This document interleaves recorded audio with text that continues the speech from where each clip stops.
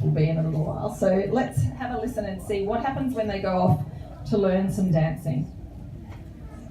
The bus shuddered to a halt outside a mysterious Gothic church on the other side of the city. Sorry, they're in Edinburgh at the moment. Upon entering the building, the children were stunned to find that the pews had been removed, rendering the space empty, but for a wall of mirrors down one side.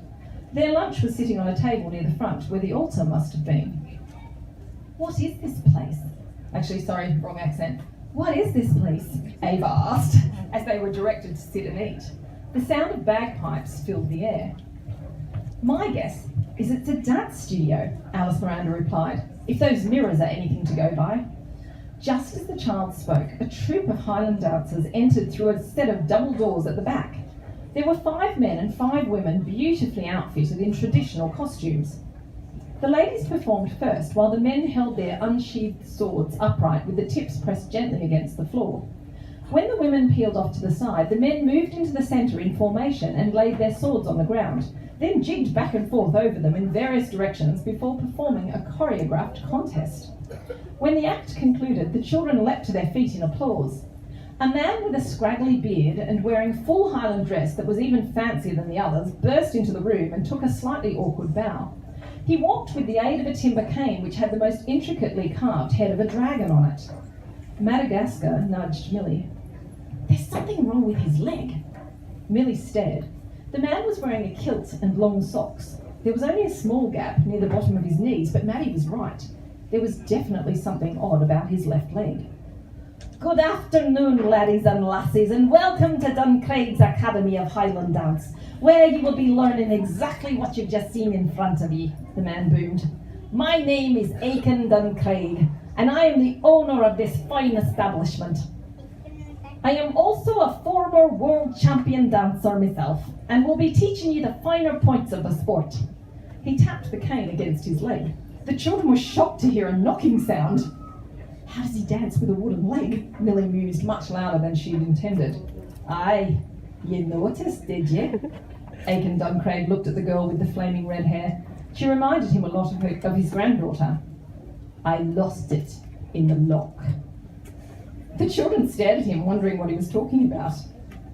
"Nessie," the man whispered theatrically. Madagascar rolled her eyes. "As if there's no such thing, and even if she was real, I've never heard any stories about her chewing people's legs off." "Oh, aye. It wouldn't have been a good thing for the tourist trade now, would it? But I warn you, if you go up there, you keep your arms and leggies inside the boat," the man said ominously. He gazed out at the crowd. Lucas gulped and felt Jacinta's grip on his hand tighten. There was something not quite right about the man's left eye either. It looked to Lucas as if it was made of glass. This time the children didn't know whether to laugh or squirm with fear. "He's got to be kidding," Madagascar said, although she didn't sound quite so sure of herself. "You can make up your own mind, lassie," Mr. Duncraig replied.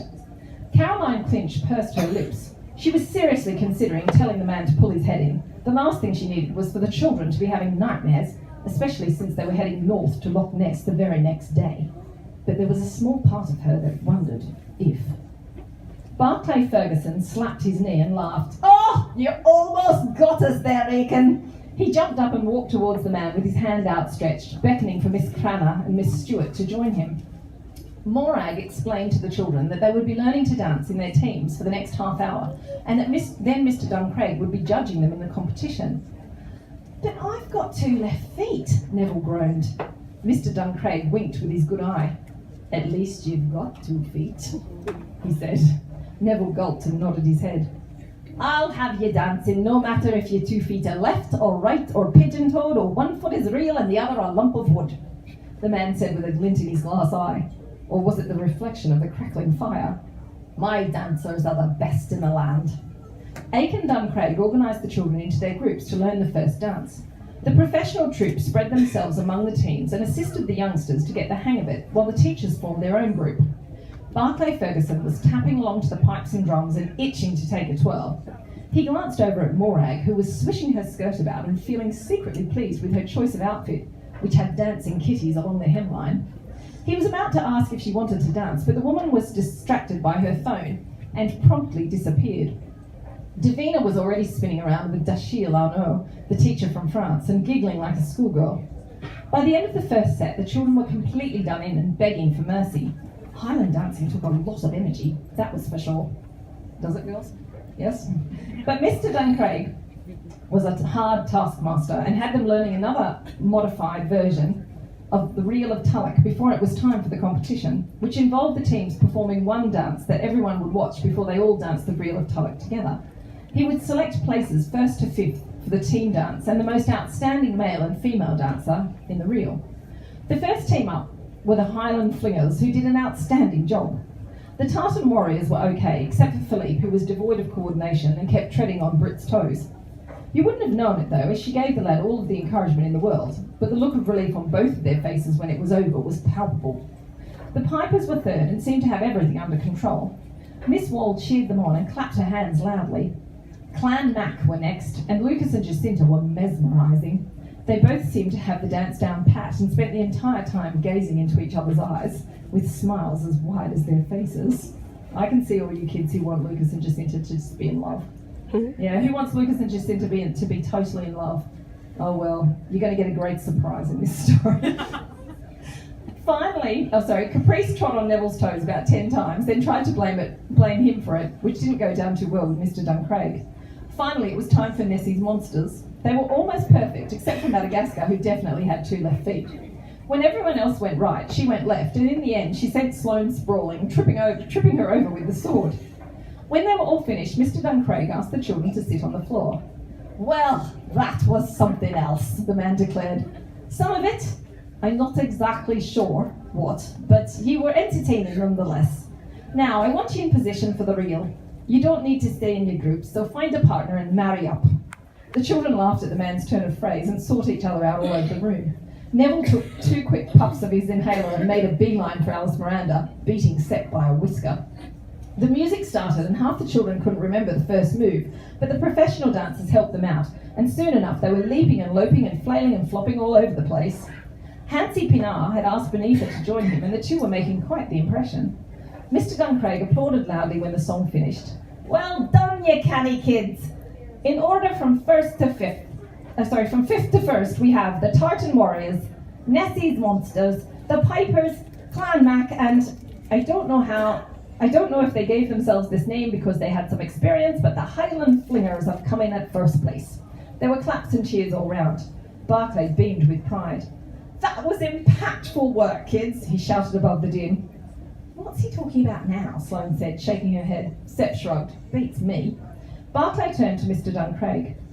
What about our individual dancers? Well, I don't know the baron's name, so I'll have to point them out, the man replied. He shuffled closer to Barclay and whispered in his ear. Aha, very good, Barclay nodded. 10 points each to these dancers' teams. Congratulations, Sep Sykes.